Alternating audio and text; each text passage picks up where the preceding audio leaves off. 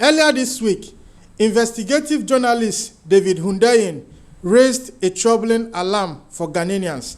He noticed a sudden wave of ethnic-based chatter online, especially around the Greater Accra, Asante, and Ewe communities, and he doesn't think this is anywhere near organic. Now, in a recent post on X, Hundeyin warned that these conversations aren't just popping up naturally. According to him, it's all part of a calculated attempt at social engineering designed to stir up division where there wasn't any. Now, I agree with him because after I read his report on X, I went into research and I looked into this matter. What I found is absolutely unbelievable. It's troubling. There's a hidden war going on for the heart and soul of Ghana, and the fight is happening right on your social media feed. This whole thing started during Ghana's presidential election in 2024. Researchers found a network of over 170 AI-powered bot accounts pumping out political propaganda into Ghana's digital space during the elections. Now, this isn't just random internet drama. It's a planned attack. Now, we've seen this game plan before because there was this trend, this troubling trend on Ghana's social media space late last month and early August 2025 about this hysteria about the Igbo king. Now, we all know what happened. It was an old video dated as far back as 2013, and the people behind this stripped the video of every context and presented it as a recent video, which created a lot of hysteria on Ghanaian social media space. And it didn't stop on social media. It metamorphosed into street protest in Ghana. So whenever we talk about this social engineering on the internet, Ghanaians like to deny any hidden agenda. They just see it as a normal social media banter.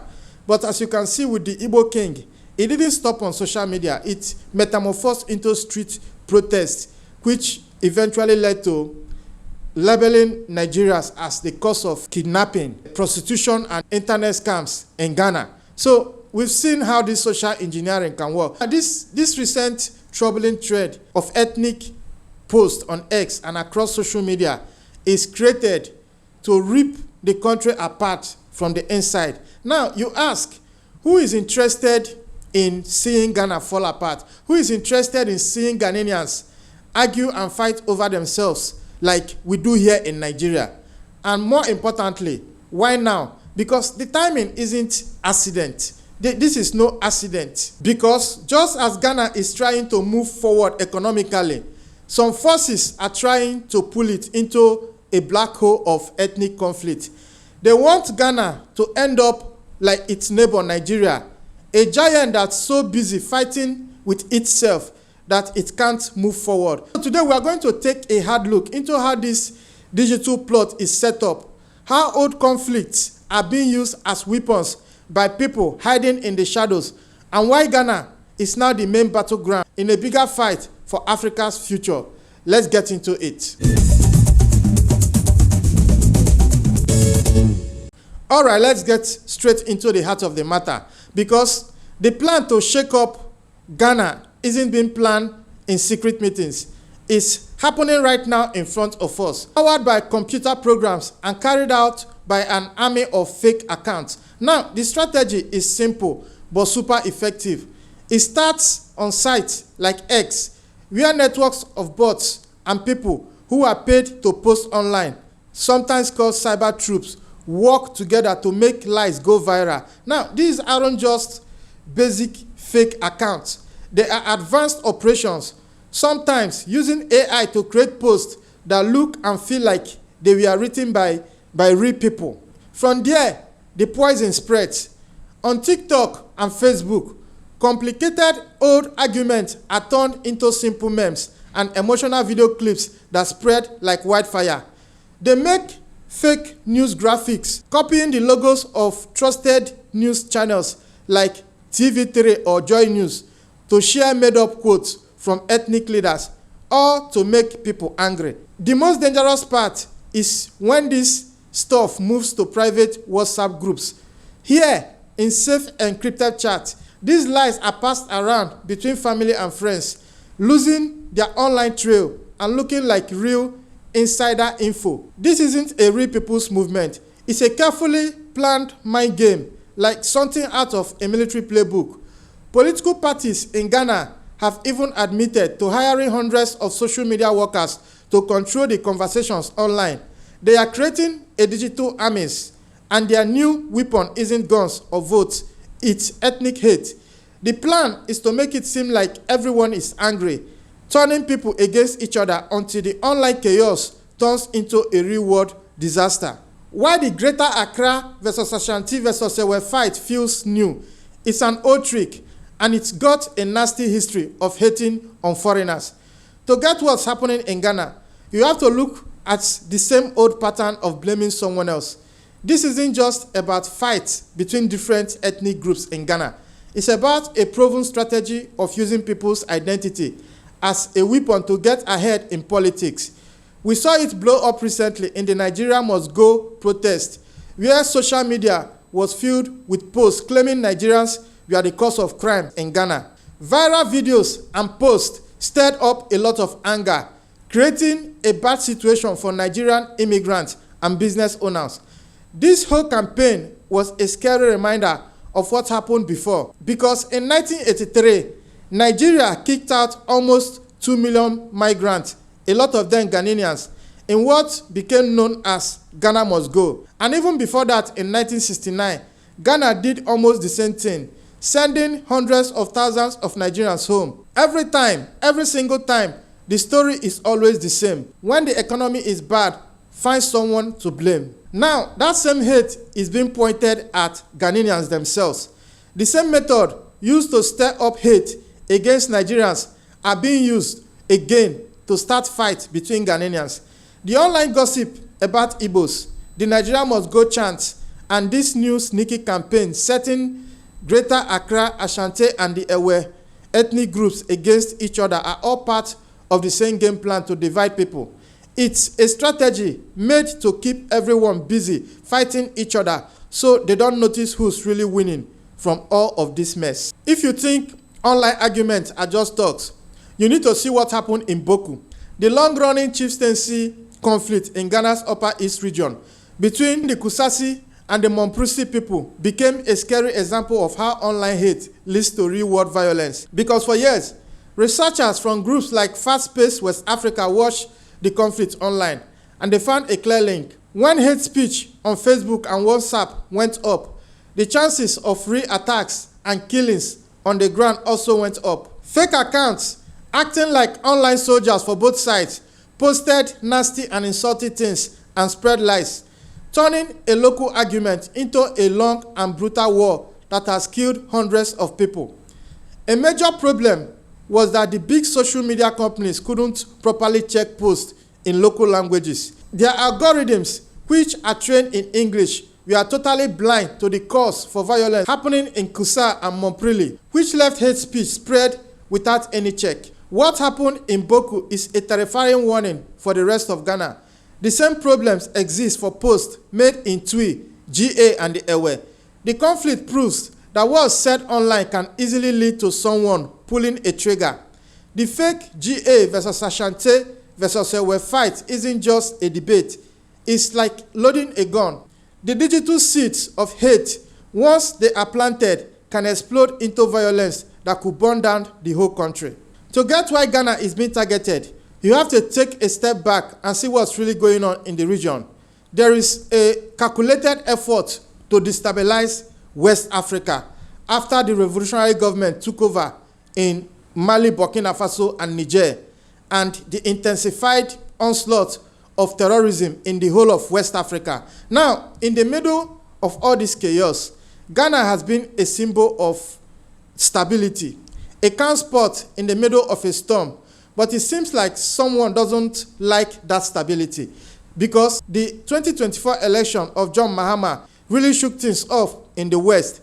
John Mahama isn't just another politician. He stands for a move towards real economic freedom and Pan-African dream, not only in Ghana, but the whole of West Africa. John Mahama is talking about creating an economy that runs 24/7 and changing the deals with the IMF that have kept the country stuck in debt. This is a direct challenge to the old system that has made a lot of money by keeping Africa dependent for a very long time. Foreign powers who like leaders who they can control see a strong, independent Ghana as a big problem. They can't allow a successful Africa run by Africans for Africans. So they are using the oldest trick in the book, divide and conquer. By starting ethnic fight, they hope to make it impossible to govern Ghana, to pull the government attention away from fixing the economy, and to prove that Africans can't rule themselves without help from outside. The social media plot isn't just about local politics. It's a bigger game of sabotage on the world stage. Ghana isn't just fighting for its own unity. It's fighting for its freedom from outside players who want to see it fail. If you want to see the future that the people causing this mess has planned for Ghana, just take a look at Nigeria. Because in 2015, Nigeria was about to do great things. It was Africa's biggest economy and was expected to become a major player on the global stage. But Western powers didn't like the idea of a truly powerful Nigeria. They got involved and made sure there was a change in leadership, which brought in Muhammadu Buhari. What happened next was a disaster for the country. During Buhari's 8 years in office, Nigeria's economy was completely wrecked. The country went through 2 major economic recessions. The country's debt exploded by over 600%, and the number of people living in extreme poverty shot up from 90 million to 130 million. All this happened within 8 years. The nation, which was once a rising star, was left in a mess, broken, divided along ethnic lines, and with its economy in ruins. Now, under President Tinubu, things are still going downhill. This is the exact plan they want to use on Ghana. With John Mahama as president, Ghana is again talking about economic freedom and building a strong, independent country. The people in charge can't allow this. I mean, the Western powers that are running the world right now. This ethnic trend that we are now seeing in Ghana is the first move in turning Ghana into another Nigeria. But I pray and I wish that this never succeed, because the plan is to create so much internal fighting that Mahama's economic plans becomes impossible to carry out. They want to scare away investors, stop the government from working, and trap the nation in a circle of poverty and reliance on outside powers. They did it to Nigeria, and now they are targeting Ghana. It is a planned attack on the economy designed to keep another strong African country down. Facing this manufactured division, Ghana has a powerful cure in its own history: the spirit of Kwame Nkrumah. Because Nkrumah, Ghana's first president and a giant of the Pan-African movement, warned us a long time ago that the strength of imperialists lies in our disunity. He knew that the only way for Africa to be truly free was to stand together, rejecting the fake ethnic and national lines drawn to keep us weak. Today, what he said is more important now more than ever, because the fight against fake accounts and online propaganda is the new battleground in the fight for freedom. We are up against a new kind of digital neocolonialism, where foreign-owned platforms are used to mess with our societies for money and political power. But people are starting to fight back. All over Ghana, groups like the Media Foundation for West Africa and brave fact-checking teams like Fact Check Ghana are pushing back. They are the freedom fighters for our digital age, working around the clock to show the truth, expose the propaganda, and teach people what's really going on. They are proving that the best weapon against division is the truth. This is Nkrumah's vision for the 21st century. A united people who know the facts and have a common goal, standing together against those who try to tear them apart. Because the fight for Ghana's soul is a fight for a united Africa. Ghana is at a turning point right now. One road leads to the future its enemy wants: a country broken by ethnic hate, stuck in conflict, and dependent on others, to become just like another Nigeria, a giant that was taken down by its own ethnic infighting. Now, the other road leads to the future Ghanaians have been fighting for since independence: a united, successful, and free nation, a real symbol of hope for all of Africa. The choice is simple, but it has to be made now, because this troubling ethnic social media trend we are now seeing in Ghana is a trap, a carefully set up trap to make Ghana destroy itself. It is a poison created by outsiders and their local helpers who are afraid of a strong, united Ghana and Africa, with a leader who puts African interests first. They are betting that old fights are stronger than national pride, that fear is stronger than hope. We have to prove them wrong, because this is a call to action for every Ghanaian, for every African living abroad, for everyone who believes in the Pan-African dream. We must say no to the politics of division. We must stand up to the hate online and our communities. We must lift up the voices of unity and support fact checkers and journalists on the front lines of this misinformation war, because Ghana must not fall. The future of the whole continent could be on the line. Nigeria was brought down in 2015. Nigeria is currently bleeding, and they don't like to see its neighbor. And you might wonder why Ghana is even Nigeria's neighbor. We are neighbors and we are brothers because we are the closest English-speaking African country in West Africa. Nigeria is bordered by two other African countries, Togo and Benin Republic, but they all speak French. So our relationship isn't that close to those in Ghana. Language binds us together. That is why Ghana and Nigeria are like Siamese twins that can't be separated. So no matter the fake hate online that is being spread to deepen any kind of agenda that is currently going on, we Nigerians and we Ghanaians, we love ourselves. Our fight will never go beyond the jollof rice, and that is where it begins and ends. And by the way, Nigeria's jollof rice is better than Ghana's jollof rice. If you have watched to this point, this is Frontline Africa, where we talk about Africa's story from Africa's point of view. If you like this video, drop your comment. If you are in Ghana, tell us what is happening on ground. Tell us the reality of what is going on, because me that is in Nigeria, I'm only looking in through what I see on social media and my wider research on the internet. But you that is in Ghana, you can deny all you want. But the reality that we are now seeing right now is what Nigeria is currently living. We know what led us to where we are right now, and we don't want the same for Ghanaians, our own brothers. This is Frontline Africa. If you want to see more of our video, you might consider to subscribe and turn up those notifications so that when next we upload our videos, you will be able to get it and see what is happening in Africa, the motherland. My name is Sizike Enejeta, and I will see you in the next one.